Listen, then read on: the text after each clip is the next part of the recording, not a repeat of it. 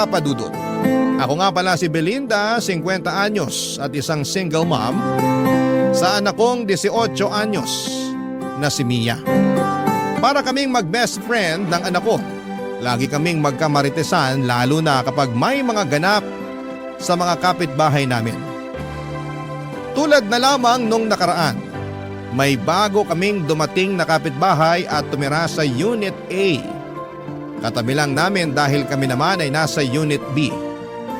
May kamahalan ang renta sa Unit A dahil 2 floors yon at mas malawak pa. Kumpara sa aming mag-ina na 1 kwarto lang at nagkasya na lamang kami sa double deck na kama. Kaya nga mas naging close kaming mag-ina dahil iisa lang ang kwarto namin. Kaya lang minsan ay pinapangarap ko rin na magkaroon ng solong kwarto ang anak kong si Mia lalo't dalaga na siya at kailangan na ng privacy. Minsan nga ay tinatanong ko kung magkano ang renta sa Unit A. Nalula na lamang ako. Hindi ko kaya ang presyo noon kaya sinabi kong magtiis na lamang muna kami ng anak ko dahil balang araw kapag nagkaroon na ng trabaho, ang anak ko ay magkakaroon na kami ng mas maayos na bahay. Yung bahay na may 2 kwarto. Kaya hanggang pangarap lang noon ang Unit A sa amin dahil hindi pa namin yon kayang upahan. Noong napakante nga yun ay panay ang punta namin doon ni Mia, doon kami nagkakape sa umaga. Iniyaan naman kami ng landlady namin basta wala lang kaming masisira. Ini-imagine naming madalas kung saan namin ipopwesto sa Unit A ang mga gamit namin na bibilhin. Hanggang isang araw ay hindi na kami pwedeng tumambay doon para magkape at mag-imagine. Dahil dumating na ang bagong tenant at dahil alam naming may kamahalan ng renta sa Unit A, kaya nasigurado na agad naming may kaya ang bagong uupa doon, Papa Dudut.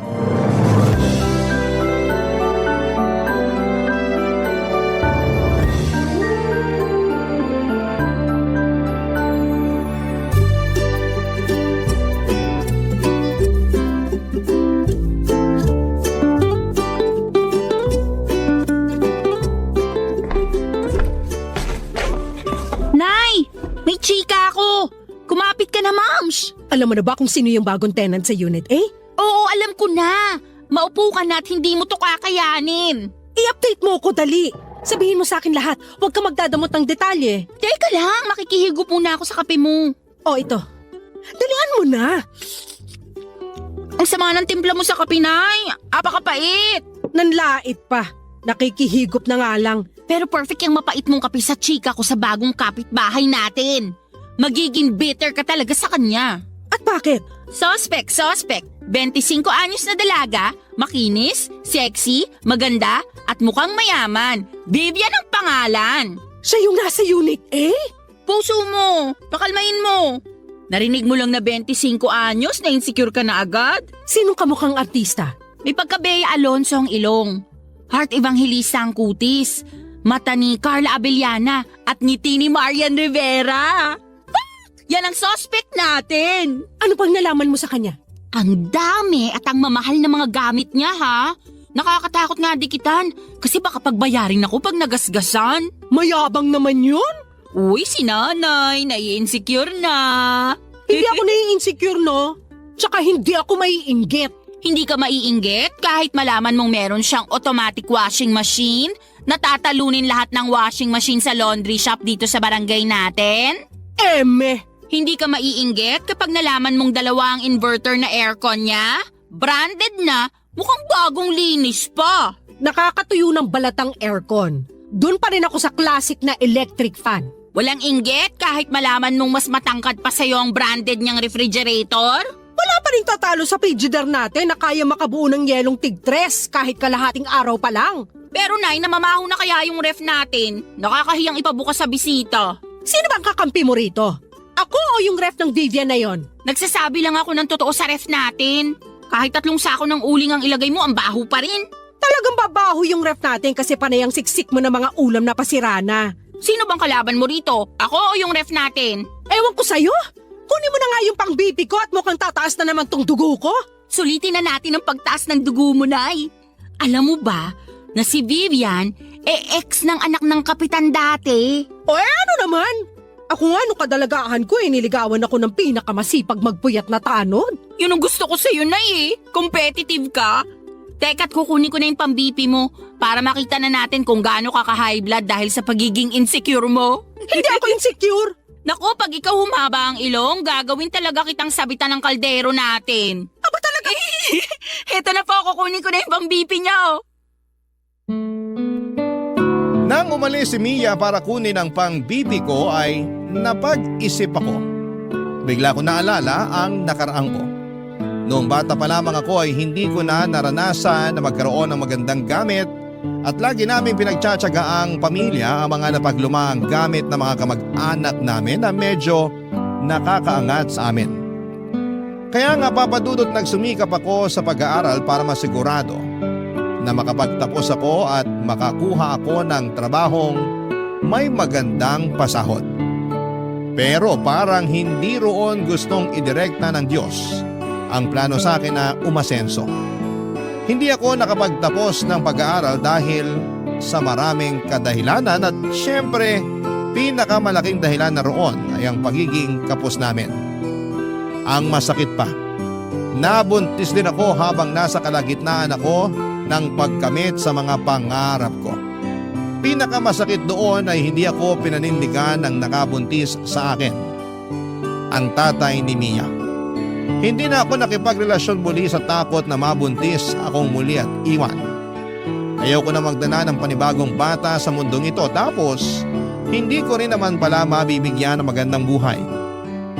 Minsan ay nahihiya na ako sa anak kong si Mia dahil hindi ko magawang ibigay sa kanya ang buhay na dapat para sa kanya. Yung buhay na tulad ng mga iniidolo niyang mararangya ang buhay. Pero mabait at maunawain ang anak ko, Papa Dudut. Ni minsan ay hindi niya ako sinisi sa nangyari sa kapalaran namin. Sabi naman niya kahit papaano ay nakakaraos kami at iyon lang ang mahalaga. Nasa ganong pag-iisip ako nang bigla akong makarinig ng katok sa pinto namin. Agad ko yung binuksan at bumungad sa akin ang bagong tenant ng Unit A, si Vivian. Totoo ngang bata pa siya, maganda at sexy. Kahit sinong anak ng kapitan ng barangay ay papatulan siya, Papa Dudut.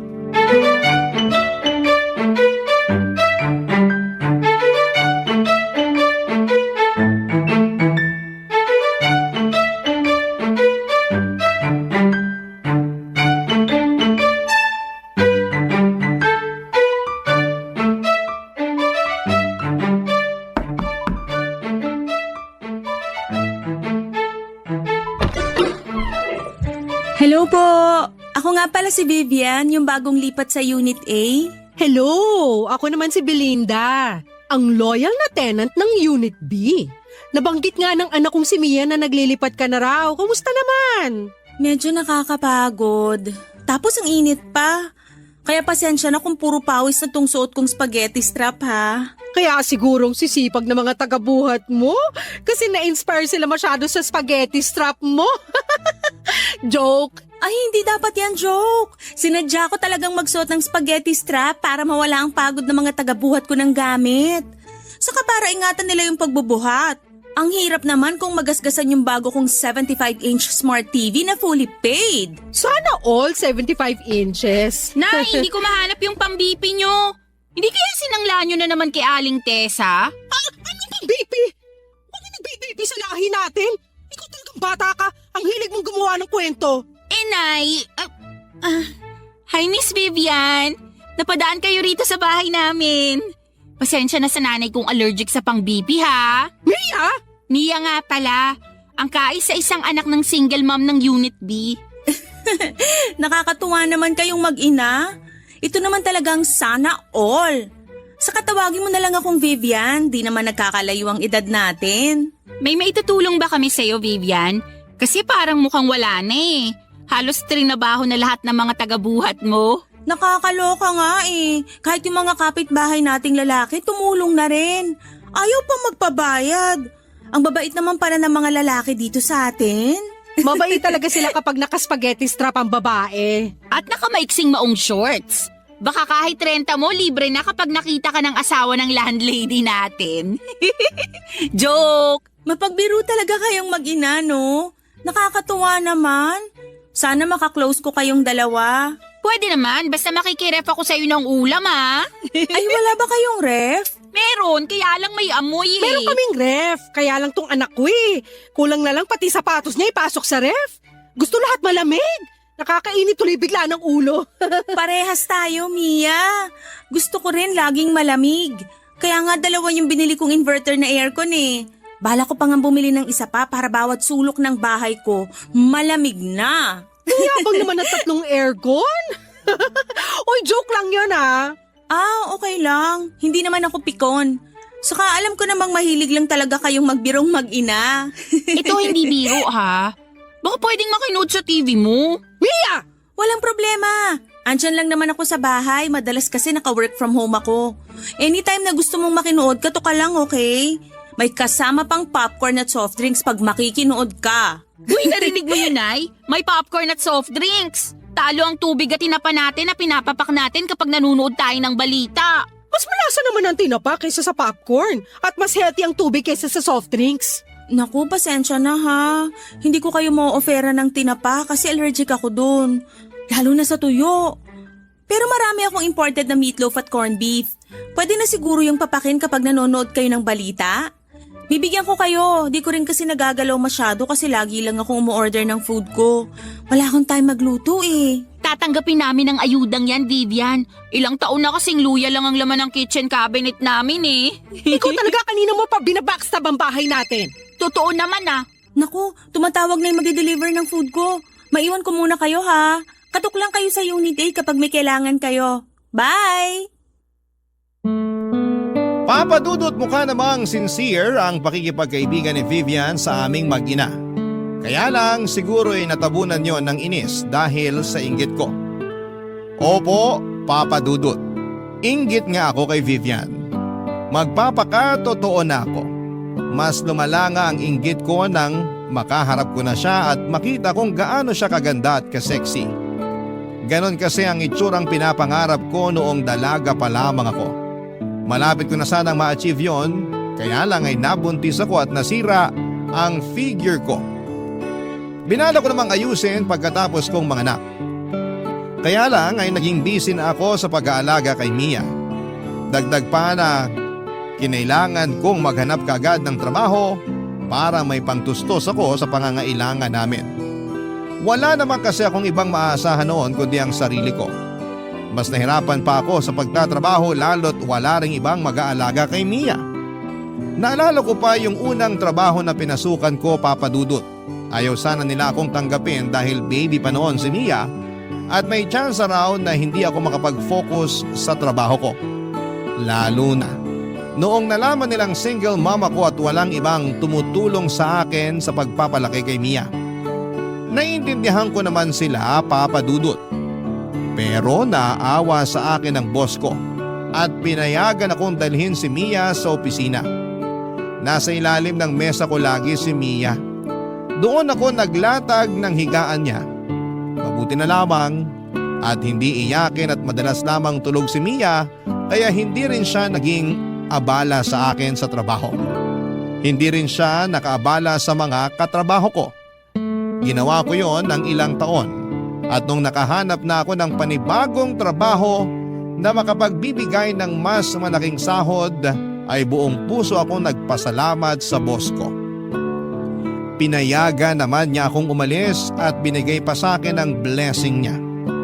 Doon ko rin nalaman na noong nagsisimula siyang magtrabaho ay kagaya ko rin siya. Isa rin siyang single mom at walang ibang tumutulong sa kanya kundi ang sarili niya, Papa Dudut. Barangay Love Stories. Barangay Love Stories. Naalala ko lang noong unang lipat namin sa Unit B, Papa Dudut. Mura pa lang noon ang upa. Medyo malaki na noon si Mia at kinakailangan naming makahanap kaagad ng malilipatan dahil pinaalis na kami sa luma kong inuupahan. Hindi na raw kasi yon ipapaupa dahil titira na roon ang anak ng landlord ko. Nahirapan akong makahanap ng matitirhan namin lalo't hindi ko rin kaya ang budget ng ibang paupahan. Hanggang sa makita ko ang tinutuluyan namin ngayon. Unit B. Malapit yon sa trabaho at higit sa lahat ay hindi ganoong kataas ang paupa. Mabait din ang landlady ko. Nagustuhan niya si Mia kaya naman pinayagan niya akong umupa roon. Binawasan pa niya ng 1,000 ang upa ko. Naaawa marahil sa kalagayan ko bilang isang single mom. Dito na kami tumira sa Unit B mula noon hanggang magdalaga si Mia. Hindi na rin tinataasan pa ng landlady namin ang upa sa amin.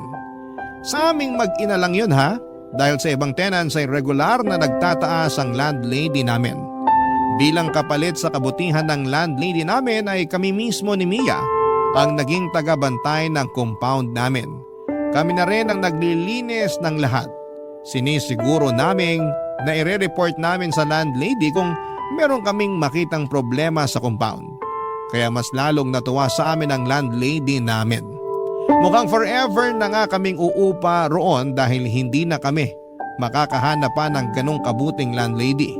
At higit sa lahat ay hindi na kami makakahanap pa ng ganong kamurang paupahan. Malapit yon sa trabaho ko at malapit yon sa school ni Mia.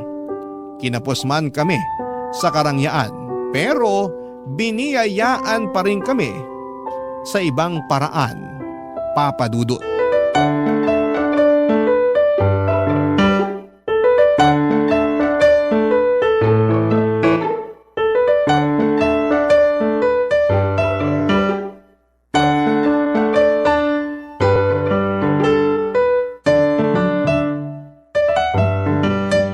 Nay, alam mo na ba? Ang alin? Yung tungkol kay Vivian. Kasiraan ba yan sa kanya? May scandal ba siya? Ano? Si nanay talaga. Ang bait naman ni Vivian pero gusto mo laging hanapan ng baho. Ano ngang nalaman mo sa kanya? May lang naman to. Ang dami na naman yung gamit na dumating. Bago lahat. Baka naman kasi may sugar daddy na nagpupundar sa kanya. Yan ang baho niya. Hindi rin, Nay. Sariling sikap si Vivian. Close na kayo?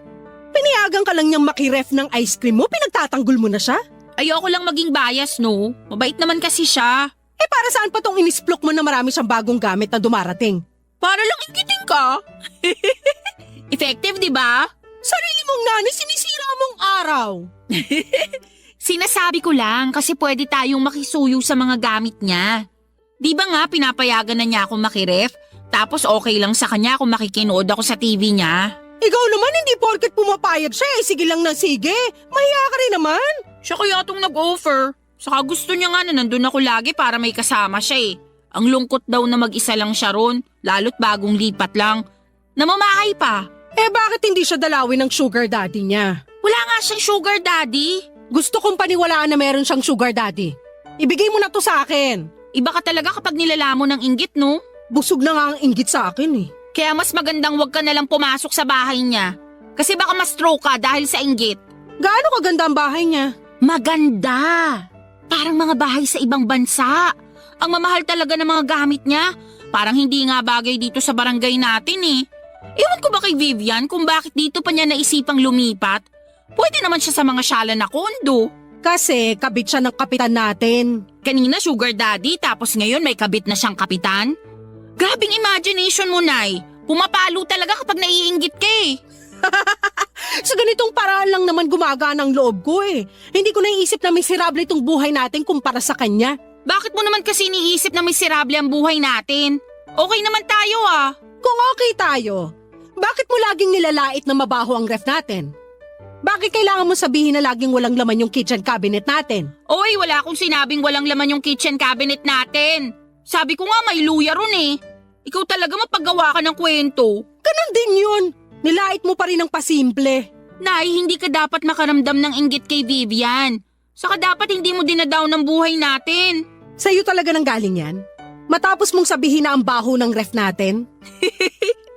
Kahit mabaho ang ref natin at luya lang ang laman ng kitchen cabinet natin, happy naman ako sa buhay natin. Hindi ka ba talaga happy, Nay? Happy naman sana. Kaso, biglang dumating si Vivian. Ang hirap na tuloy maging happy, lalo kapag nakikita mo sa kanya yung mga bagay na wala sa atin. For sure, meron ding wala sa kanya na meron tayo. Alam ko kung ano yan. Ano? Kahirapan! Napailing na lamang si Mia sa huling sinabi ko. Hindi naman niya kinontra kasi alam niyang totoo yon. Nagpaalam na lamang siya saglit para pumunta sa Unit A para makinood ng balita sa 75-inch Smart TV ni Vivian. Inaya niya ako pero tumanggi ako. Ayos lang naman ako sa TV namin kahit na hindi flat screen ay okay lang. Ang TV pa rin kasi na gamit namin ay yung luma at mataba ang likuran. Pamana pa ito sa akin ng nanay ko. Napanalunan niya noon sa isang raffle sa peryahan. Inalagaan lang kaya tumagal. Ilang pusa na rin ang natulog sa likuran ng TV naming dahil laging mainit doon. Binuksan ko ang TV at mag-isa kong pinanood ang balita. Pero hindi ako makapag-concentrate sa pinapanood ko. Panay kasi ang balik ko sa nakaraan. Naalala ko pa kung ano ang pinakaunang gamit na pinundar ko noong lumipat kami sa Unit B. Isang kutsyon. Isang kutsyon ang una kong pinundar. Sa dati kasi naming inuupahan ay pinahiram lamang ang kutsyon sa amin. Binala ko nga yung hingin dahil gutay-gutay naman na at manipis na. Baka itapon lang nila. Pero sabi ng dati kong landlord ay kailangan daw nila yon para tulugan ang mga aso nila. Parang nasaktan ako doon. Kaming tao na mas kailangan yon ay hindi sa amin inabot. Pero hinayaan ko na. Sa unang gabi nga namin sa Unit B ay wala pa kaming kutsyon noon. Nagtiyaga kami sa mga karton na ginamit namin sa paglilipat. Pinatungan na lang namin ang mga tuwalya para hindi masyadong masakit sa likuran. Ilang araw pa ang lumipas bago ako nakabili ng kutsyon. Manipis lamang yon pero nagkasya na kaming mag-ina. At sa paglipas pa ng panahon, dala ng pagpupursige at pag-iipon ay nakabili na ako ng mas makapal na kutsyon. Hindi lang isa kundi dalawa para sa aming dalawang mag-ina, Papa Dudut.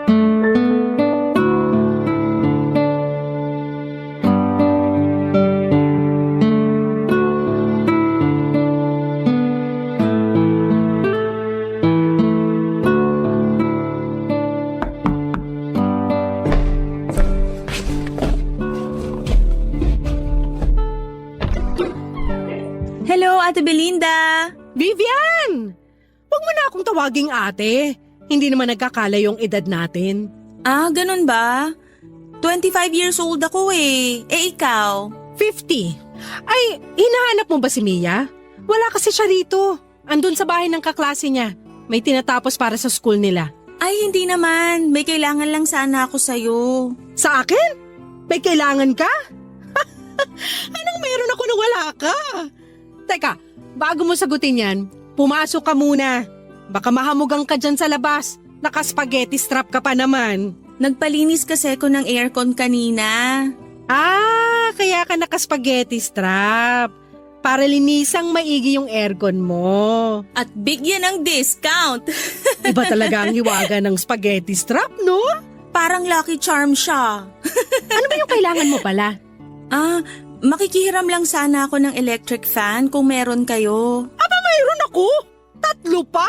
Yung isa sira.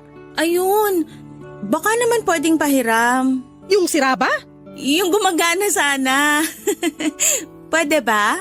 Mukhang hindi mo na afford magbayad ng kuryente dahil sa 3 aircon mo ah. Hindi naman. Kahit gawin ko pang 4 yung aircon ko, makakabayad pa rin naman ako. Eh bakit ka nangihiram ng electric fan? Eh, nakakadry pala ng skin yung lagi kang nakababad sa aircon. Napansin ko lang ngayon. Ah, mukha kang dry. Grabe ka naman. Parehas lang naman tayong dry. Joke. Oh, yan ah. Marunong na rin ako sumabay sa mga biro mo. Pero dry nga rin naman ako. Hindi ko naman kinakahiya yun. Tamad kasi ako uminom ng tubig tapos matipid pa ako sa lotion. Hayaan mo. Kapag pinahiram mo ako ng electric fan ngayon, bibigyan kita ng lotion. Deal? Duda ako kung bakit ka humihiram ng electric fan eh. Ha? Anong nakakaduda dun? Mataas na kasi talaga ang singil ng kuryente ngayon. Napanood ko sa balita. Ayaw mo lang aminin na namamahalan ka na sa kuryente mo, kaya hindi ka na muna gagamit ng aircon.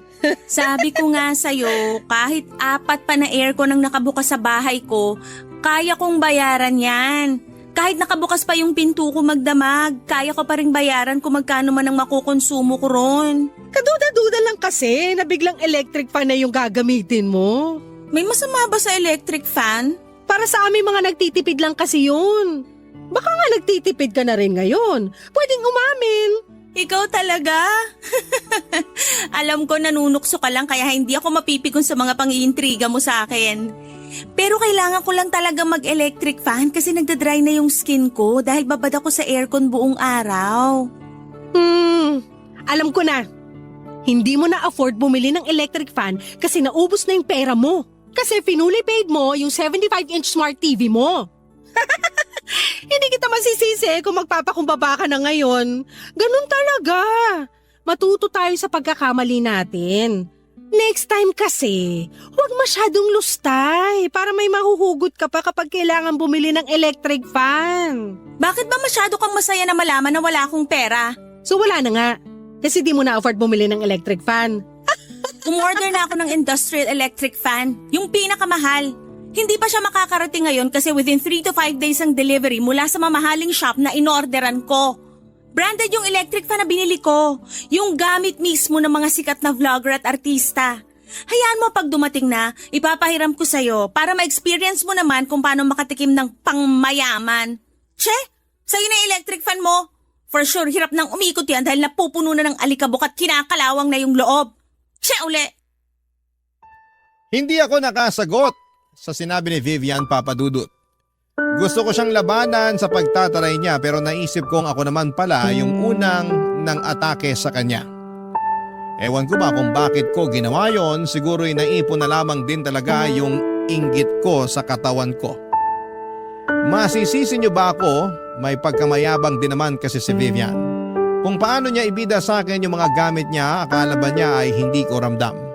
O baka naman masyado lang akong sensitive at wala naman siyang balak ipamukha sa akin yon. Pero dahil nababalot ako ng halo-halong emosyon kaya hindi na ako nakapag-isip pa ng maayos. Para sa akin noon, kontrabida talaga si Vivian. Kaya naman naisipan kong labanan siya sa mga pinagyayabang niya. Nang makauwi si Mia, nalaman kong hinarang pala siya ni Vivian sa gate at kinuwento ang ginawa ko. Hindi ako kinampihan ni Mia kaya mas lalo akong nainis kay Vivian. Immature daw ako, sabi ni Vivian. 50 na raw ako pero kung umasta ako ay para akong grade school. Doon ako mas lalong nag-init. Napacheck tuloy ako sa BP ko. Tama nga ang hinala ko, tumaas na naman ang BP ko. Wala akong ibang sinisisi noon kundi si Vivian at nararamdaman kong inggit sa kanya. Makakabawi rin ako sa kanya, yun ang sinumpa ko habang nililinisan ang mga namuong alikabok sa electric fan namin, Papadudut. Barangay Love Stories. Barangay Love Stories. Matagal kong pinag-isipan ang gagawin kong paghihigante kay Vivian, Papadudut. Mga 1 week din yon. Naisip kong bumili ng bagong TV, iyon ang simula ng paghihiganti ko kay Vivian. Inabangan ko ang sale online at nag-apply din ako ng loan sa online shop na yon. Nasilaw ako sa offer lalo't alam kong pwede ko yung bayaran ng paunti-unti. Itinago ko na ang matabang likuran na TV namin, Papadudut, at nagulat na lamang si Mia nang dumating ang bagong flat screen TV. Hindi ko muna yon ginamit para makaiwas na magasgasan at mag-overheat. Kung nag-overheat man ang mga flat screen TV. Wala rin naman kasi akong alam. Ang alam ko lang, pwede ko yung ipamukha kay Vivian oras na dumaan siya sa bahay. O di naman kaya ay lalakasan ko ang volume ng TV para marinig niyang meron na kaming bagong TV. Gusto na ngang gamitin ni Mia ang TV para makapanood na siya ng balita. Kaya lang ay sinabi ko na pasimplihan niya muna si Vivian na dumaan sa bahay. Nagtataka may sumunod pa rin si Mia dahil sa kagustuhan nitong makapanood na sa bagong TV namin. Maya-maya pa'y bumalik na si Mia pero hindi naman niya kasama si Vivian. Sinabi lang niya na busy daw si Vivian. Pero alam kong umiiwas lamang si Vivian sa akin dala nga noong minsang tensyon sa pagitan namin dahil lang sa electric fan. Kaya hinayaan ko na lamang na buksan ni Mia ang TV para makapanood na siya. Nilabas ko ang tinapa sa ref para papakin niya pero tumanggi siya dahil binigyan daw siya ng popcorn ni Vivian. Nainis na naman tuloy ako, Papa Dudut.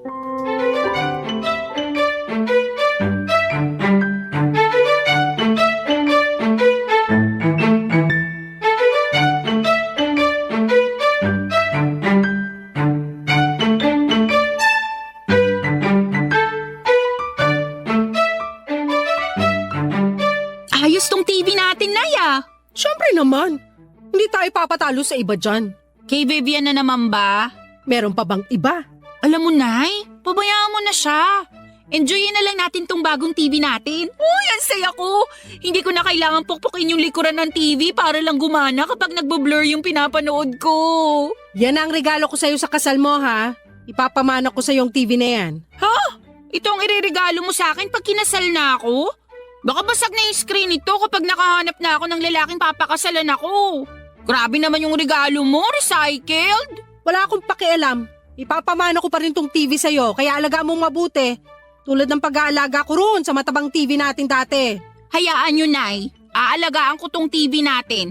Sisiguraduhin ko na makakakain siya ng 3 beses sa isang araw. Bibilang ko rin siya ng vitamins, lalo kapag napupuyat siya sa gabi. Okay na po ba? Puro kakalukuhan. Lakasan mo nga ang volume ng bagong TV natin. Malakas naman na ang volume Hindi niyo pa rin ba marinig? May pangbili ng bagong TV pero cotton buds wala. Naririnig ko kaya lang gusto kong marinig din sa Unit A. Naku, kay Vivian na naman. Siya bang inspirasyon mo kaya ka bumili ng bagong TV? Malamang! Ano nga namang ikaw? Ayan na ata si Vivian. Lakasan mo yung volume. Tsaka humanap ka ng mapapanood na matingkad ang kulay. Wala naman tayong cable na. Iisa lang ang channel natin. Wala akong pakialam. Gumawa ka ng paraan. Lagyan mo ng filter yung palabas. Ay, teka. Bubuksan ko lang yung pinto. Hi, Belinda! Hi, Vivian! Dinig ko ang lakas ng TV niyo sa unit ko Ganun ba? Sobra naman pala ang lakas ng sounds ng nabili kong TV. High quality talaga. Umaabot talaga sa'yo yung tunog. Oo, naka-apekto siguro na nakabukas lahat ng bintana niyo kaya dinig sa akin. Pwedeng makita? Pasok ka. Pwede ka rin makinood kahit anong gusto mo. Nay, isa lang ang channel natin. Lagyan mo ng filter. Wow, ang cute ng TV niyo Anong cute? Ang cute para sa maliliit lang. Ang laki kaya ng TV namin. Oh, sorry. Nasanay lang kasi ako sa laki ng TV ko. Ilang inches ba to? Ano siguro? 40 to 55 inches. Asian size. Ganon. Hindi mo man lang chinek yung size bago ka bumili? Nagmamadali na kasi ako sa pag-shopping. Kung ano na lang yung madampot kong TV, yun na lang ang binili ko. Next month, bibili na lang ulit ako ng bago. Balitaan kita. Maganda yan. Nakakatuwa naman. Kasi tong si Mia laging nagre-reklamo dun sa matabang likuran na TV niyo At least ngayon may flat screen na kayo. Ewan ko ba kay nanay kung bakit ngayon niya lang naisipang i-retire yung senior citizen namin na TV. Sentimental kasi ako sa gamit. Pamana pa kasi yun ng nanay ko. Naiintindihan kita. Naabutan ko rin naman yung ganong TV pero binigay na lang namin sa kapitbahay namin nung may nagregalo na sa amin ng bago. Hanggang ngayon gamit pa rin nila yung TV na binigay namin Ay, gumagana pa? Tsaka nagkakausap pa rin kayo ng dating kapitbahay nyo? Oo, close pa rin kami kahit nagdalaga na ako at umalis doon. Papadaanin ko nga siya rito next week. Ibibigay ko na kasi sa kanya yung ref ko. Bibili na lang ako ng bago, pamana ko na yun sa kanya. Total, 2 years ko na rin namang gamit yung ref ko na yun. Uy, Vivian, baka naman may ipamana ka rin sa amin. Kailangan namin ng mana. Gusto niyo ba yung sofa bed ko? Di ko naman kasi nagagamit. Sa inyo na lang para komportable kayo kapag nanonood kayo ng TV. Hindi na. Kasi may in-order na ako online na sofa bed at bagong ref. Uy, magkakaroon na tayo ng bagong ref, Nay? Oo naman. Ipapamana natin sa junk shop tong lumang ref natin. Namangha si Mia sa mga sinabi ko. Masaya naman si Vivian sa mga sinabi ko. Niyakap niya ako at sinabing natutuwa siya sa pag-asenso namin. Hindi ko kinatuwa yon at feeling ko ay kaplastikan lamang yon. Nakinood pa saglit si Vivian at pasimple niyang sinabi na ang bagong TV namin ay parehas doon sa napaglumaan niyang TV may 3 taon na raw ang nakakaraan. Nakakainis. Ewan ko ba kung ako lang ang nakapansin ng pagyayabang niya. Kasi si Mia believe na believe pa rin sa kanya. Makalipas nga ang ilang minuto ay umalis na rin si Vivian at pinapatay ko na kaagad kay Mia ang TV. Nagreklamo si Mia kasi gusto pa niyang manood pero pinilit ko siyang patayin ang TV. Natatakot kasi ako na baka mag-overheat yung TV. Saka baka malaki na ang gastos noon sa kuryente. Nagbilin ako kay Mia na limitahan lamang ang paggamit ng bagong TV para umabot pa sa kasal niya balang araw. Noong gabi bago matulog ay pinoblema ko kung paano pa ako makakapag-loan para makabili ng sofa bed at bagong ref na pinagyayabang ko kay Vivian. Alam kong dadaan pa rin si Vivian sa bahay at baka hanapin pa nito ang ref at sofa bed. Kaya naman naghanap pa ako ng pagpapautangan or mapagpapautangan. Meron naman akong nakuha, iyon nga lang ay sobrang taas ng interest. Pikit mata ko na lamang na kinuha yon alang-alang sa pride ko. In-order ko ang sofa bed na hindi ko naman kailangan. At bumili na ako ng bagong ref kahit pwede pa naman ang luma namin. Bahala na. Kailangan kong panindigan yon pero pinangako ko sa sarili ko na huli na yon. Hindi na ako magpapadala sa kayabangan ni Vivian. Sisiguraduhin ko lang na makikita niya ang una kong pinagyabang na sofa bed at ref. Makalipas lang ang ilang araw ay dumating na yon sa bahay namin. Tuwang-tuwa na naman si Mia pero may halong alinlangan na sa kanya, Papa Dudut.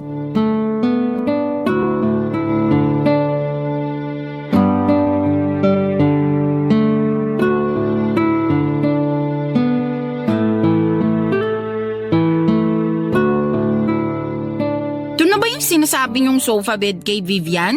Ang ganda, di ba? Parang ang tigas. Nanlait pa. Baka naman delikado to sa spinal cord, Nay, ha? Magpasalamat ka na lang na meron na tayong sofa bed. Bakit kasi bumili ka pa parang hindi naman natin kailangan? Para ma-enjoy mo kapag manonood ka sa flat screen TV natin na hindi pa fully paid. Parang di nakaka-enjoy kasi nga matigas. Baka sumakit lang ang katawan ko. Para akong nakahiga sa isang sakong bigas eh. Eh di wag mong higaan. Ako na lang. O kaya kapag may bisita tayo makikitulog sa atin. Talaga? Tatanggap na tayo ngayon ng bisita? Di ba nga ayaw mong magpatuloy ng bisita kasi dagdag pa ka mo sa papakainin? Magpasalamat ka na lang at nakabili ako ng mga bagong gamit natin. Nagpapasalamat naman ako, kaya lang hindi ba parang sobra na tunay? Kasi hindi naman natin talaga kailangan itong sofa bed. Ay yung ref, hindi ba? Panay ang reklamo mo na mabaho na yung ref natin. Oo, mabaho nga pero may sentimental value sa akin yun eh. Yun na kaya yung ref na nakalakihan ko. Andun pa nga lahat ng sticker na dinikit ko eh. Mas maganda yung bago natin. Pag pwede na siya isaksak bukas, makikita mo. Kasing lamig ng yelo sa US ang may experience mo. Speaking of yellow, bibili muna ako sa labas. Hindi pala tayo nakagawa kagabi. May binili pa naman akong soft drinks. Sayang kung walang yelo. Bumili ka na rin ng popcorn para malantakan natin mamaya habang nanonood. Wow, asensado na. Hindi na tinapang pinapapak. Alis na ako. Ay, Vivian! Hello! Nagulat naman ako sa'yo. Kakatok pa lang sana ako pero nabuksan mo na agad yung pinto. Andyan ba nanay mo? Oo! Nay! Andito si Vivian! Labas lang ako ha, bibili ako ng yelo at popcorn. Hi, Belinda! Hi! Andito ka? Gusto mo makita yung sofa bed at bagong ref namin, oh? Nakita ko na kanina nung dineliver dito. Congrats ha! Hindi na magrereklamo si Mia sa amoy ng lumang ref nyo. Mareklamo lang talaga ang anak kong yan. Naalala ko nga sa kanya yung sarili ko nung bata pa lang ako Naalala? Hindi ko pa yata nakwento sa'yo kung bakit malapit ang loob ko sa inyong mag-ina. Kasi nung bata ako, katulad ko rin si Mia. Marami rin akong gustong bagong gamit tulad ang nakikita ko sa mga kakilala namin. Pero hindi namin afford. Single mom kasi nanay ko. Parang ako. Oo. Kaya nga magaan din agad ang loob ko sa inyo. Kahit minsan tinatarayan mo ko. Mag-isa niya akong tinaguyod. Tinipid niya rin ako para makapag-aral ako at makapagtapos. Kaya nga naaawa ako sa kanya. Yun, habang nag-aaral ako, marami akong ginawang sideline. Nagturo ako ng mga Chinese at Korean online, tapos marami pa akong pinasok na trabaho. Para ako na lang yung bumili ng mga kailangan namin sa bahay. Nagawa ko naman. Lalo na nung nakapagtapos na ako ng pag-aaral, tapos nakakuha na ako ng magandang trabaho. Nasaan ang nanay mo? Ay, wala na eh. Masaya na sa kabilang buhay. Sorry, hindi ko alam. Kaya siguro ako ganito ngayon. Bili lang ako ng bili ng mga gamit na pangarap namin dati ng nanay ko.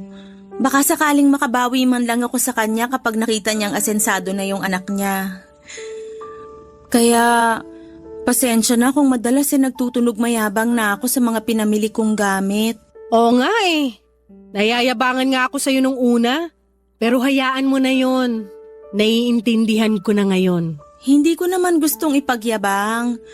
Kaya lang pagkaharap kita, parang sinasalamin mo nanay ko.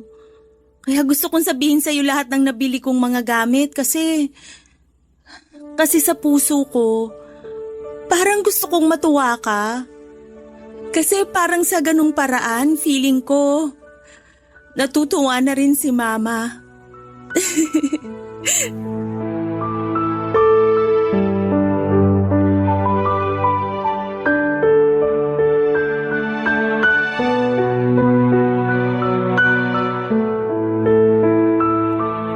Papadudot para akong sinuntok sa lamunan sa inamin sa akin ni Vivian.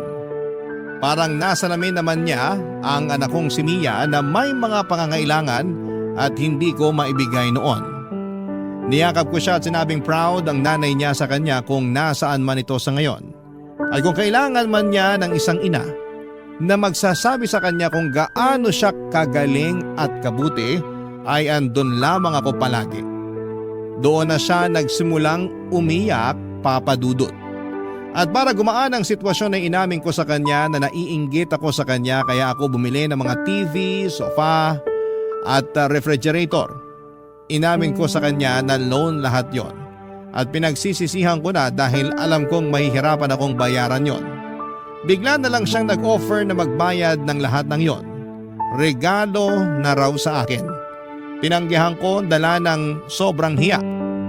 Pero sinabi niya sa akin na parang sa ganoong paraan ay niregaluhan na rin niya ang nanay ko. Kahit ako ay naiyak sa naging offer niyang yon, mali nga na mainggit sa kanya dahil mabuti siyang tao at anak. Deserve naman talaga niya mga magagandang bagay na naipundar niya. Doon na kami nagkaintindihang dalawa, papadudot. Pagkatapos noon ay dumating na rin si Mia at niyakap siya bigla ni Vivian at kinagulat niya yon. Hindi ko na lang sinabi sa anak ko ang nangyari bago siya pumasok sa bahay. Inaya ko si Vivian na manood sa TV namin kahit na isang channel lamang yon. Pinaunlakan naman niya yon at masayang inupuan ang matigas na sofa bed. Nakangiti pa rin siya at masaya sa sofa bed. Inaya ko rin siyang matulog muna sa amin. Sa unang beses ay pumayag akong magpatulog ng bisita sa bahay. Kay Vivian lang dahil parang naging anak na ang tingin ko sa kanya. Maraming salamat papadudot sa pagbasa ng aking liham. Sana po ay magawa namin itong mapanood ni Mia at Vivian sa inyong YouTube channel. Muli maraming salamat. Ako ang inyong kabarangay forever, Belinda. Dear Papa Dudut, magandang araw sa inyo at sa mga kabarangay natin na nakikinig sa Barangay Love Stories. Kung hindi ninyo na itatanong ay fan na fan ako ng programa ninyo sa radyo. Nahawaan ko na nga ang kuya adi ko sa pagkahilig sa programa ninyo. Kaya naisip ko na sumulat sa inyo upang ibahagi ang kwento naming magkapatid. Pero bago tayo pumunta doon ay magpapakilala muna ako. Ako po si Sheena, 23 years old at taga Cubao, Quezon City. At kakagraduate ko lang sa kursong Information Technology or IT. Nagtatrabaho ako ngayon sa isang private company sa Quezon Avenue. Mag-uumpisa ang lahat nito lang 2024. Around February yon last year. Kami na lang ng Kuya Ade ko ang magkasama sa buhay matapos naming maulila sa mga magulang. Bali nagrerenta kami ng apartment na may isang kwarto, CR at magkasamang sala at kusina. 10 taon pa lang pagitan ng mga edad namin. 33 years old na noon ang kuya. Tumungosamis kami pero nakipagsapalaran dito sa Maynila ang kuya ko. Namasukan siya sa call center at hindi nagtagal ay kinuha niya ako sa pangangalaga ng tiyahin namin sa probinsya na kapatid ni nanay para pag-aralin.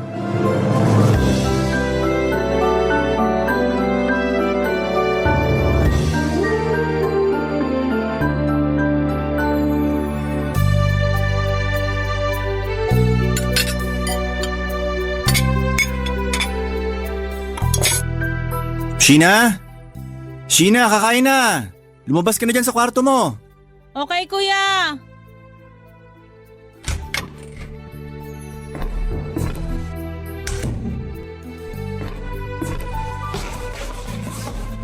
Wow! Sinigang na salmon belly! Oo, alam kong paborito mo yan.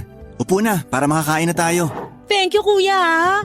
Ang sarap ng hapunan. Walang anuman. Kumusta school? Okay naman, pero nakakapagod. Lalo na yung thesis namin, pero patapos na rin naman kami. Final defense na namin next week, then for binding na. Excited na ako. Excited na rin ako. Malapit ka na makagraduate. Oo nga. Ay. Kaya lang, kinakabahan naman ako. Saan? Sa pwedeng mangyari pag nakagraduate na ako. Sabi kasi ng prof namin na iba na raw talaga ang buhay sa real world. Yun bang kapag nakalabas na kami ng eskwelahan, mas mahirap na raw at mas maraming kakumpetensya sa paghahanap ng trabaho. Natatakot ako tsaka kinakabahan. What if hindi ako makasabay sa kanila? Wow. Teka muna. Isa-isa lang, Sheena. Anong isa-isa lang? Marami na ba ako sinabi? Medyo. Kalma ka muna. Gusto ko namang kumalma, pero kinakabahan talaga ako. Kaya nga, kalma ka muna. Tsaka ka nakabahan. Wala ka pa naman dun eh. Wala pa nga ako doon, pero pag naiisip ko na, mas lalo akong kinakabahan. Narinig mo ba tibok ng puso ko? Ang lakas oh! Naiintindihan ko naman yung pinanggagalingan ng kaba mo. Pero hindi mo kailangang matakot. Kaya ka nga may kuya eh. Nandito ako para alalayan at gabayan ka. Lalo na sa pagharap mo sa sinasabi mong real world. Malaki na naman ako, tsaka tagal mo na rin akong inaalalayan. Baka oras na para tumayo naman ako sa sarili kong mga paa. Nando na tayo. Pero habang pipilay-pilay ka pa dahil baguhan ka pa lang sa real world na sinasabi mo, nandito lang ako para tulungan ka. Para saluhin ka pag na out of balance ka. Ewan ko sa'yo kuya, puro ka talaga kalokohan. Kahit puro ako kalokohan, seryoso naman ako sa sinabi kong yan ha. Basta, tandaan mo, hindi mo kailangan mahiya sa akin. Magsabi ka lang pag kailangan mo ko. Kaya nga naging kuya mo ko, di ba? Thank you talaga, pero nahihiya pa rin ako. Bakit ka naman nahihiya? Siyempre, dami mo na kasing sinakripisyo para sa akin. Simula pa lang nung bata tayo, nagtrabaho ka na at lumuwas dito sa Maynila. Tapos kinuha mo ko sa probinsya natin para pag-aralin. Ginawa ko yun lahat dahil mahal kita. Kayo nila nanay at tatay. Tsaka hindi naman ako humihingi ng kapalit eh. Ang gusto ko lang, magsikap ka para sa sarili mo. Kahit wag mo na ako isipin, sarili mo na lang. Pwede ba yun? Siyempre kasama ka pa rin sa mga pangarap ko. Basta, kapag nakapagtapos ako at nakapagtrabaho, tutulungan kita. Di ba pangarap mo makabili ng sariling bahay? Oo, pero tsaka na yon. Unahin mong tulungan ang sarili mo. I-establish mo muna sarili mo. Hindi mo naman responsibilidad yung pangarap ko. Lalo alam ko na may sarili ka rin pangarap. Okay na sa akin na tinutupad mo yon. Masaya na ako dun. Thank you talaga kuya. Walang anuman. Sana di ka magsawa sa pagpapasalamat ko. Hindi naman. Pero lumalamig na yung sabaw. Kumain na tayo. Sige, kanina pa nga ako nagugutom. Papadudo 2019 ako dumating sa Cubao at noong sumunod na taon ay nag-enroll ako sa kolehiyo. Kaya lang ay nagkaroon ng pandemic kaya naurong ang class opening ng September imbes na June. Pahirapan din kasi online ang klase namin pero sa awa ng Diyos, ay nairaos at mairaraos ko ang pag-aaral ko. Mataas ang pangarap ko sa buhay pero kasama na doon ang maibalik sa kuya ko ang lahat ng mabubuting bagay na ginagawa niya para sa akin. Malaki ang respeto ko kay Kuya Adi, Papa Dudut. Mabait kasi siya, mapagmahal at responsable. Close na talaga kami kahit noong unang beses pa lamang na magkasama kami sa Maynila. At kahit noong nasa Usamis pa lamang kami nakatira. Kaya nga nalungkot ako ng sobra nang mag-decide siyang pumunta sa Maynila para makipagsapalaran. Sobrang hirap din kasi ng buhay namin sa probinsya, kaya sinantabi na lamang niya ang pangarap niyang makapagtapos ng pag-aaral. Kaya wala akong ibang hangad ng mga panahong yon kundi ang tuparin ang naudlot na pangarap ng kuya ko na makagraduate sa kolehiyo. Mabilis na lumipas sa mga araw. Napansin ko madalas na may kausap sa chat ang kapatid ko. Tapos may mga pagkakataon pang pangiti-ngiti siya habang nakatitig sa cellphone. Kaya naman na curious ako, Papa Dudut.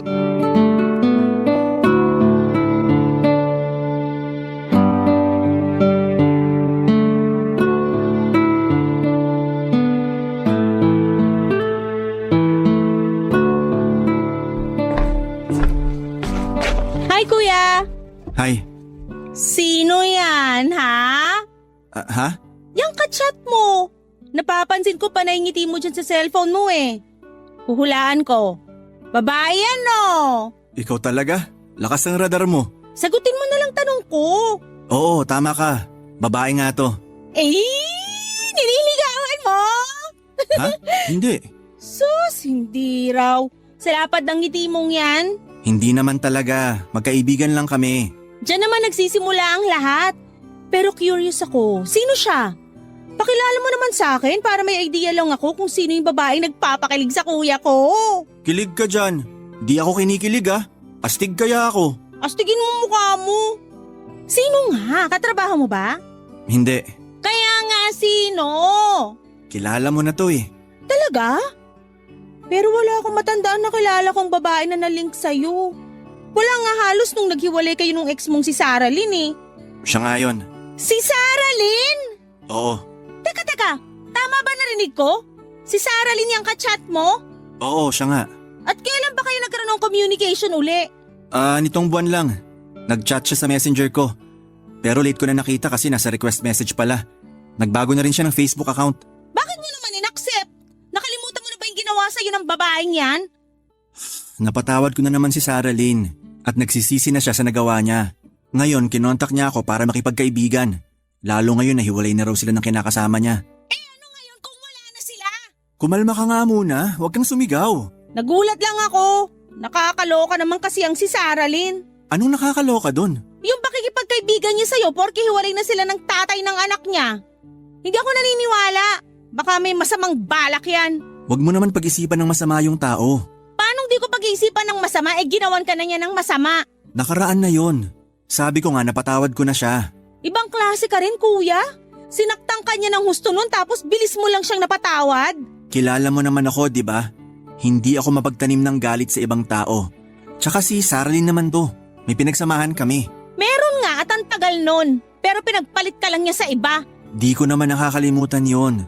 Tsaka nakikipagkaibigan lang naman yung tao eh. Malay mo malungkot dahil naghiwalay sila ng kinakasama niya. Wow, sa dinami-dami ng kakaibiganin, dun pa talaga sa ex-boyfriend niya na sinaktan niya ng husto? Kung di ba naman makapalang mukha niyang Sarah Lynn na yan? Sheena, kahit galit ka sa tao, hindi pa rin tama na pagsalitaan mo siya ng ganyan. Hindi ko kasi alam yung sasabihin ko. Nakakainis lang na bigla-bigla na naman siyang babalik sa buhay mo. Nag-aalala lang ako sa'yo. Salamat sa pag-aalala. Pero alam ko naman yung ginagawa ko. Sana nga. Ewan ko na lang sa'yo pag nasaktan ka pa uli ng babaeng yan.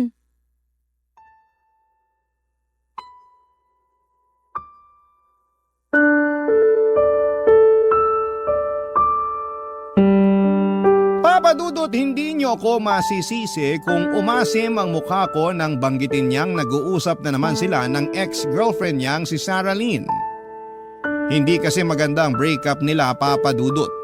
5 years na sila noon ng kuya ko nang mabuntis si Sarah Lynn ng ibang lalaki. Kasal na nga lang ang kulang sa kanilang dalawa na kuha niya pang magpagalaw sa iba at lokohin ang kapatid ko. Taong 2022 sila naghiwalay at nasaksihan ko talaga kung paano nalugmok ng husto si Kuya Adi. Isa pa sa kinaiinis ko kay Sarah Lynn ay 1 taon na pala niyang niloko ang kuya ko. Ibig sabihin may iba na siyang kalandian habang sila pa ng kapatid ko. Katrabaho niya ang tatay ng anak niya sa private company na pinapasukan niya noon. Ang galing din niyang magtago. Tapos nung nagkabukingan na ay sa kanya hiniwalayan si Kuya Adi para makisama sa tatay ng anak niya. May paiyak-iyak pa talaga ang gaga para magmukhang kaawa-awa. Kaya inis na inis talaga ako sa kanya at hiniling ko na sana'y hindi na ulit mag-cruise ang landas nila ng kapatid ko. Kaya lang ay masyadong mapaglaro. Ang tadhana at ang kapalaran, Papa Dudut. Barangay Love Stories. Barangay Love Stories. Papa Dudut, kung protective sa akin ang kuya ko ay natural na protective rin ako sa kanya bilang kapatid niya. Kahit naman sinong kapatid ay hindi naghahangad na masaktan ng ibang tao, yung mga kapatid nila hindi ba? Kaya nga pinakita at pinaramdam ko talaga kay Kuya Adi ang hindi ko pagsang-ayon sa pag-uusap nilang muli ng ex-girlfriend niya. Araw-araw kong pinapaalala sa kanya ang darkest days niya noong iwanan siya sa ere ni Sarah Lynn. Sabihin niyo ng kontrabida ako sa love story nila pero wala na silang love story na dapat pang ipagpatuloy at balikan.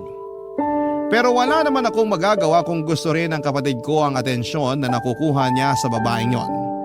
Kahit na ayaw kong makipagkaibigan ulit si Kuya Adi kay Sarah Lynn, lagi ko pa rin nahuhuling kachat niya at kausap sa cellphone ng ex-girlfriend niya. Minsang sinabi ni Kuya na intindihin ko na lamang daw siya at yun naman ang ginawa ko, Papa Dudut. Pero deep inside, nananalangin ako na sana'y hindi mag-workout ang kung anumang namamagitan sa kanila ng mga panahong yon, Papa Dudut.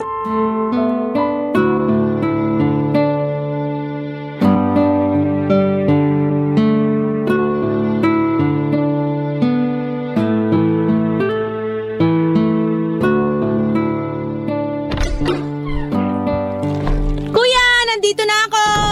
May binili akong donut na ube flavor. Halo? Kanino to sapatos na to? Oh, nandiyan ka na pala. Hadi, sino yan?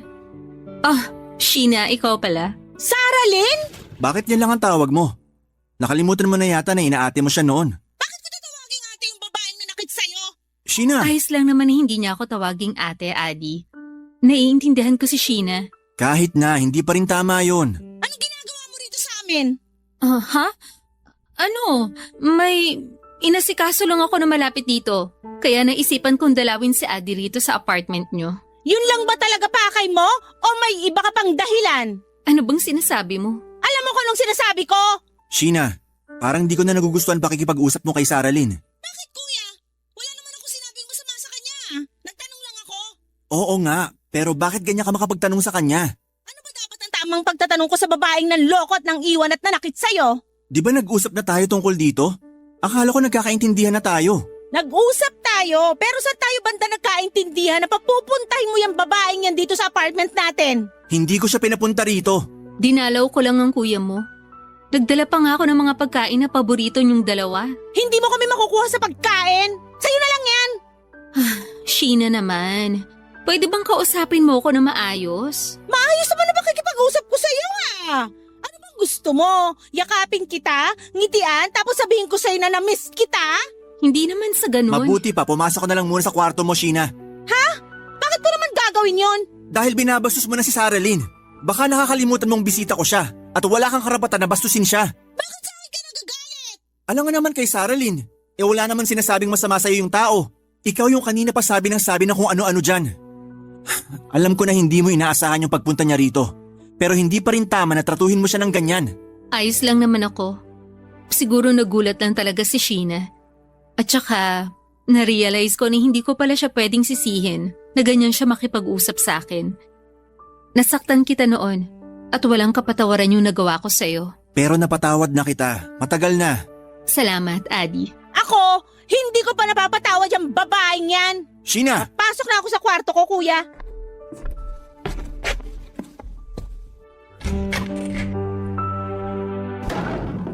Pagpasensyahan mo na yung kapatid ko. Hindi naman talaga siya ganyan. Alam ko naman. Pero may kasalanan din ako sa'yo. Wala na yon. Sabi ko nga, napatawad na kita. Salamat ulit.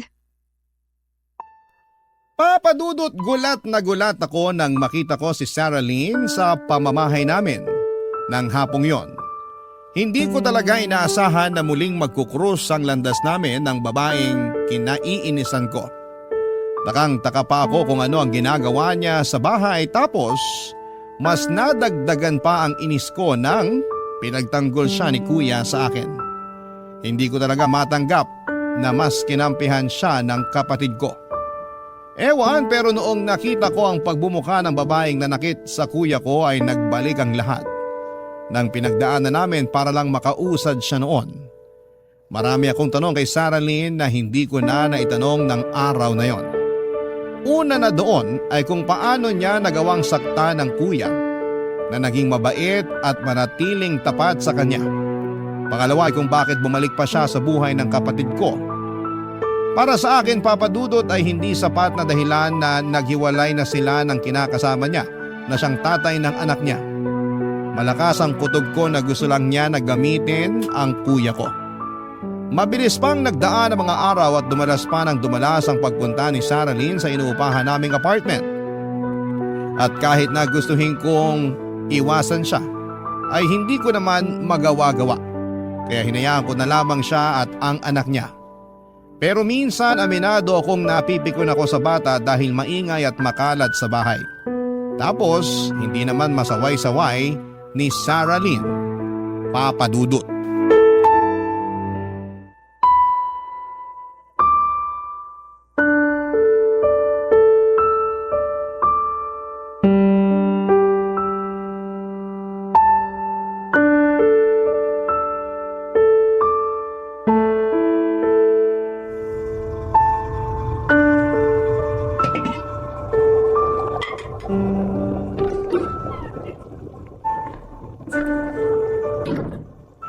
Nandito na ako!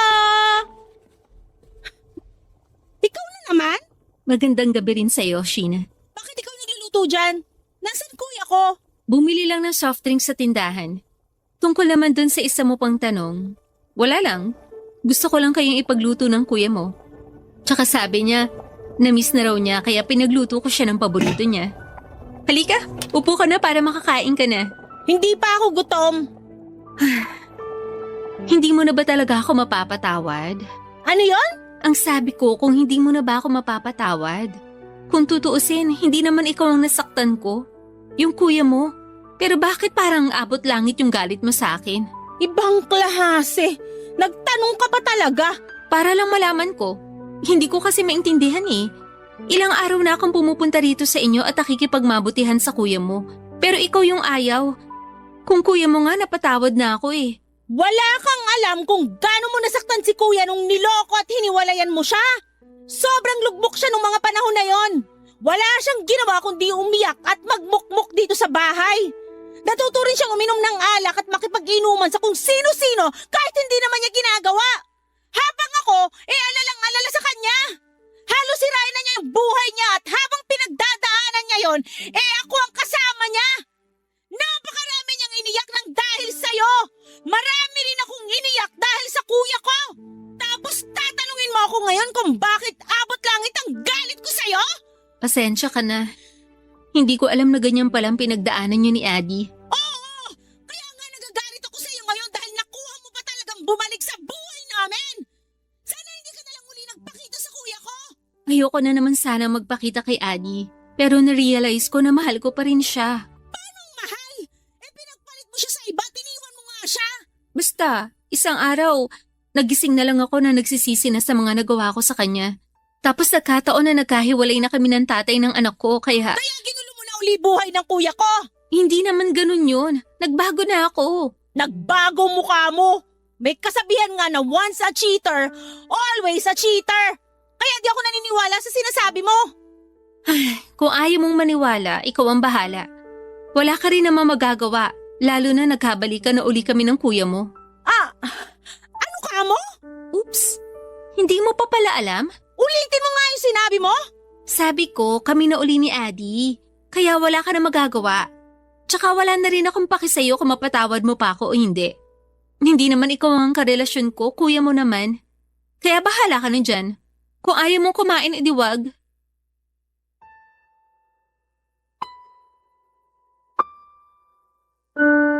Papa Dudut, hindi ako makapaniwala na nilihim sa akin ng kuya ko na nagkabalikan na sila ni Sarah Lynn. Sa bagay, alam niya na posible akong maggalit sa kanya o magtampo. Ayaw ko kasi talaga sa babaeng yon para sa kanya, pero alam ko rin naman na sino ba ako para hadlangan ang pag-iibigan nila. Kahit na pinilit kong hindi magtampo sa kuya ko pagdating niya sa apartment ng gabing yon ay hindi ko pa rin nagawa. Hindi ko siya kinausap habang nandun si Sarah Lynn. Pero sa huli nagkabati pa rin kami, Papa Dudut. Nung makaalis na kasi si Sarah Lynn sa apartment ay kinausap ako ng kapatid ko upang ipaliwanag sa akin ang lahat-lahat. Sinabi niya ulit kung gaano niya kamahal ang ex-girlfriend niya at kahit na anong gawin niya ay hindi naman daw talaga nawawala yung pagmamahal na yon, Papa Dudut. Bukod doon ay napatawad na raw niya si Sarah Lynn at noong nagkita ulit sila ay gusto niyang magsimula ng panibagong buhay kasama ito at ang anak nito sa ibang lalaki. Dahil sa pag-uusap naming yon ni Kuya Adi ay lumambot naman ang loob ko sa kanya. Sa abot ng makakaya ko ay inunawa ko ang bawat katagang lumabas sa kanyang bibig. Barangay Love Stories. Barangay Love Stories. Papa Dudut, dahil nagkabalikan na sina Kuya Adi at Sarah Lynn, ay madalas nang nakatambay sa apartment namin ang babaeng yon. Wala naman akong magawa dahil kagustuhan din yon ng kapatid ko. Sakto, naka-work from home setup si Kuya at si Sarah Lynn ang nakatoka sa pagluluto ng pagkain namin. Kaso ay nauumay na talaga ako pag nakikita ko silang sobrang sweet na akala mo ay hindi nagkahiwalay dahil may isang nagloko. Hindi niyo ako masisisi kung bakit hindi pa rin ako lubusang masaya para sa relasyon nila ng kuya ko. Kung si Kuya Adi ay nakapagpatawad na, pues ako ay hindi pa. Mabilis na nagdaan ang 2 buwan at tuluyan na ngang binahay ni Kuya sina Sarah Lynn at ang anak nito. Sa sala sila natutulog dahil iisa lang naman ang kwarto ng apartment namin at doon ako natutulog. Walang trabaho si Sarah Lynn kaya kapag sumisweldo si Kuya ay binibigay niya lahat ng pera niya sa babaeng yon. Isang gabi ay napansin kong malungkot ang kuya ko. Nag-alala ako kaya kinausap ko siya at doon ko nga nalaman na meron pala silang pinagdadaanan ni Sarah Lynn. Pinagtapat sa akin ang kapatid ko na nagdadalang tawa ang girlfriend niya, ngunit hindi na naman siya ang ama. Bali nabuntis lang daw ito nang madalas nitong kausap sa cellphone bukod sa kapatid ko. Nung una ay nalabuan ako kung paano nangyari yon, pero sinabi ni Kuya na hindi pa rin pala tuluyang nagbago si Sarah Lynn. Niloloko pa rin siya nito kaya abot langit ang galit ko sa babaeng yon. Gusto ko siyang sabunutan at nagkataon na wala sila ng anak nila sa bahay dahil may pinuntahan na hindi namin alam. Kaya nga inabangan ko ang pag-uwi nito. Pero bago ko pa yon magawa ay inawat na ako ni Kuya Adi at nakiusap na huwag ko nang kumprontahin ang girlfriend niya. Kahit na masama ang loob ko sa pakiusap niya ay sinunod ko pa rin siya, Papa Dudut. Tapos nung sumunod na araw ay sinabi niyang nagkasundo na sila ni Sarah Lynn na tatanggapin niya ang bata dahil hindi naman daw sinasadya ang pagdadalang tao nito.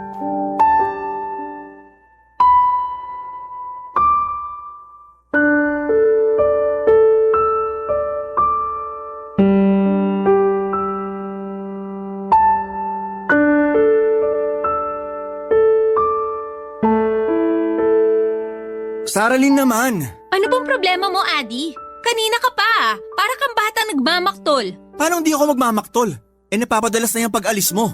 O bakit? Wala na ba akong karapatang umalis? Meron, pero saan ka ba pupunta? Pati ba naman yun gusto mo pang malaman? Malamang! Sino ba ako sa buhay mo? Baka nakakalimutan mong boyfriend mo ko. Ay, oo nga pala. Boyfriend nga pala kita. Pero hindi naman ibig sabihin nun pagbabawalan mo na ako sa mga bagay na gusto kong gawin. Hindi kita pinagbabawalan. Gusto ko lang malaman kung saan ka pupunta. Sa mga kaibigan ko, niyaya nila ako magkape. Magkape? Hindi ba masama sa buntis yun? Saan mo naman napulot yan? Hindi masama ang kape sa buntis. Pero sabi ng OB na maselan daw pagbubuntis mo. Baka naman mapano ka niyan pag lumabas ka. Natatakot ako na may mangyari sa'yo at sa baby. Anong palagay mo sa akin, hindi maingat? Saraline naman. Anong gusto mong gawin ko? Huwag na ako umalis kahit naka-oo na ako sa mga kaibigan ko? Anong nangyayari dito? Dinig na dinig ko kayo dun sa kwarto Pasensya ka na, Sheena. Bakit ka pa kasi sumisigaw, Saralyn? Yan kasing kuya mo Masyado akong kinukulong dito sa pamamahay nyo. Anong kinukulong? Hindi totoo yan. Naniniwala ako kay kuya kasi pansin ko na ilang araw ka na rin alis ng alis. Hindi ka mapirmi dito. Pati anak mo sa amin mo pinapaalaga. Sheena, wala namang problema May doon. problema doon dahil naging pabayang nanay itong babaeng to. Anong pabaya? Hindi ako pabaya. Hindi raw. Pero parang wala kang pakialam dyan sa baby na nasa tiyan mo. Di ba sabi raw ng OB mo, delikado pagbubuntis mo? Dapat naka-bed rest ka pero wala kang ginawa kundi maglakwatsa. Ang kati ng pa mo. Sumusobra ka na talaga, Sheena. Bakit? Dahil totoo? Sabihin mo nga sa amin, saan ka ba talaga pumupunta at laging kating-kati ang pa mo na umalis? Sa mga kaibigan ko nga. Makikipagkita ako sa kanila dahil ang boring dito sa inyo. Sa mga kaibigan mo nga ba? O sa tatay niyang anak mo? Ha? O ano? Gulat ka no? Kasi totoo? Syempre hindi. Adi, sawayin mo nga yung kapatid mo. Sheena! Bakit kuya? Huwag mo sabihin naniniwala ka sa babaeng yan, inukno ka na sinungaling yan. Tingnan mo nga, harap-harapan ka na naman yung niloloko. Nakuha pang magpabuntis sa iba habang kayo pa. Alam ko. Pero napag-usapan na namin ni Saraline na aakuin ko ang bata dahil hindi naman daw niya sinasadya. Hindi sinasadya? Na ano? Nalumande? Kailan ka pa magigising kuya? Nukno ka naman loloko niyang girlfriend mo. Tama na! Huwag ka na magsalita! At bakit hindi ako magsasalita? Sige nga. Di ka kasi nakikinig sa sinabi ko. Sabi ko nag-usap na kami ni Saraline. Aakuin ko ang baby niya.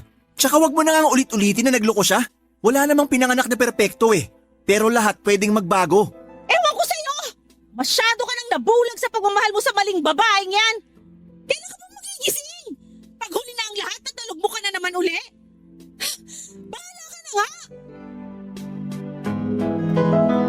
Papa Dudut, hindi ako makapaniwala na kakampihan ni Kuya Adi si Saraline kesa sa akin na sarili niyang kapatid.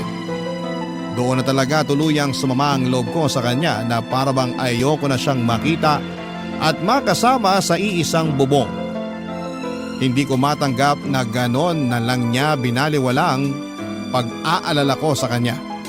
Kaya naman dala ng bugso ng damdamin ay umalis ako sa apartment namin at nakituloy sa apartment ng kaklase ko. 2 araw din akong hindi umuwi sa amin at hindi ko rin sinagot ang call and text ni Kuya.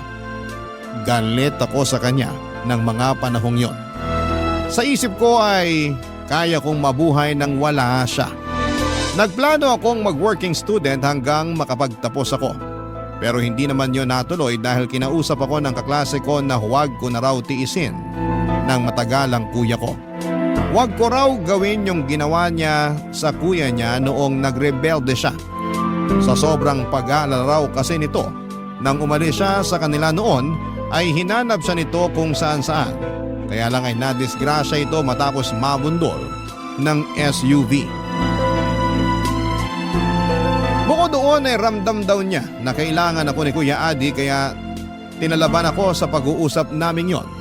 Kaya naman kinaumagahan ay sinagot ko na ang tawag ng kapatid ko at unang bumungad sa akin ang hikbi niya.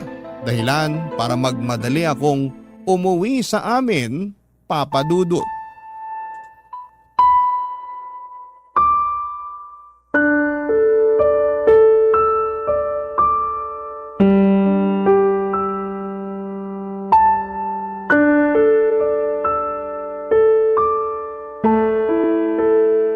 Hindi na talaga ako nagulat na iniwan at niloko ka na naman ng babaeng yun, kuya.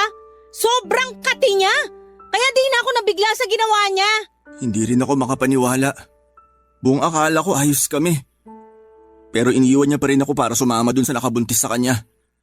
Tama ka nga, na yung lalaking yun ang kinikita niya sa tuwing umaalis siya. Akala ko nagbago na siya. Hindi talaga ako naniniwala na nagbago na siya. Baka masyado lang akong uto-uto, kaya nagpadala ako sa mga sinabi niya. Medyo. Kaya nga nakakainis ka rin eh. Patawarin mo ako, Sheena. Masyado talaga akong nabulag sa pagmamahal ko kay Saralyn. Ewan ko ba naman sa'yo? Napakakapal talaga ng pagmumukha nung Saralyn na yon. Kung tutusin, napakaswerte na nga niya sa'yo, kuya eh. Pinatawad mo siya. Pinatira dito sa atin. Tapos tinanggap mo pa yung anak niya.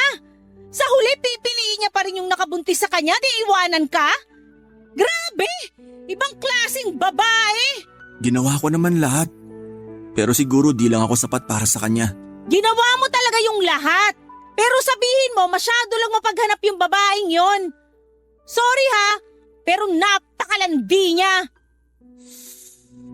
Nalulungkot lang ako. Akala ko magkakaroon na kami ng sarili naming pamilya. Nalulungkot din naman ako para sa'yo. Pero sana sa susunod, hindi na lang sa kanya. Marami pa namang iba dyan na di hamak na mas matino sa Saralyn na yon. Kaya lang syempre, kailangan mo munang kilalanin at kilatisin. Ewan ko. Pagkatapos ng nangyaring to sa akin, parang natatakot na ulit ako makipagrelasyon. Hindi naman lahat katulad ng ex mo eh. At kaya nga ex na siya kasi may dahilan. Saka sabi ko nga, may mga matitinong babae naman dyan. Pero kung hindi ka pa handa pumasok uli sa relasyon, ikaw bahala. Ikaw naman makakapag-decide kung kailan ka magiging handa na talaga. Tama ka. Salamat, Sheena.